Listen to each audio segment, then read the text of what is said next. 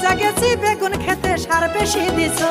আরে ময়মনসিংহের মাটির ভিতর আছে অনেক গুণ, এই কারণে হইছে বড় আমারে বেগুন। আমি শুটকে দিয়া খাবো বেগুন বলি তোমারে, যদি কম টাকায় বিক্রি করো বলো আমারে, বলো আমারে বেগুন কয় টাকা দাম রে।